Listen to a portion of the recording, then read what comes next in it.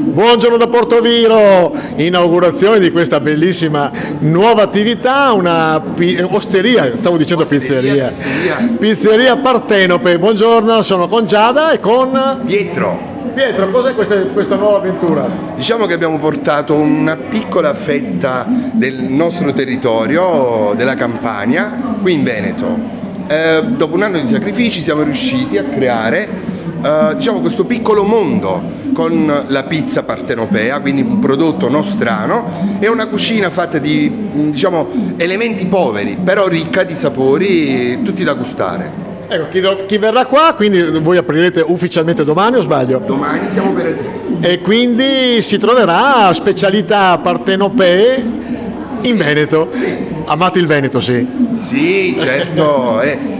Tra l'altro la mia metà è veneta, quindi in qualche modo ho dovuto accontentare lei e lei ha accontentato me, mi ha creato questo piccolo mondo appunto che poi non cambierà tanto perché poi io perlomeno in Veneto mangio benissimo, però ho portato queste pietanze classiche nostre che poi sono conosciute in tutto il mondo, a parte gli impasti napoletani, abbiamo il classico ragù napoletano, genovese, si può mangiare il polipo alla luciana, c'è di tutto, il fritto di terra, il fritto di mare, i nostri cuoppi e poi il calore di noi napoletani. Grazie Pietro, comunque vada, si dice sempre sarà un successo e complimenti per Giada che è emozionatissima e comunque vada, ti ripeto, sarà successo. Grazie.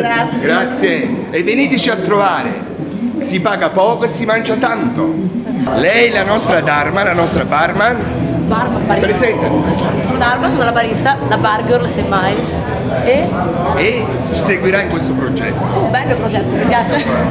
Lui è Gianmaria, 40 anni di esperienza sui fuochi della ristorazione Napoletano? napoletano, lui è dei quartieri spagnoli. Grande. Stiamo parlando del cuore pulsante di Napoli. Allora, io vi presento un pizzico di Veneto Massimo, Giuseppe, il mio Nino D'Angelo da Barletta. Buonasera. E poi c'ho anche Gigi Finizio di Barletta. Buonasera. Lui è Cosimo, lo staff da cucina, da sala. Noi siamo pronti e voi non carichi. Un'altra colonna portante del nostro staff è Marco. Marco diciamo che in sostituzione è come il mio fratello gemello, come i gemelli diversi. Molto diverso. Allora, concludiamo con il nostro chef Antonio Ferrara da Nola, che è il padrone della cucina, che ci delizierà con le sue pietanze. Questa è la cucina partenopea, da stasera mangerete le nostre pietanze napoletane.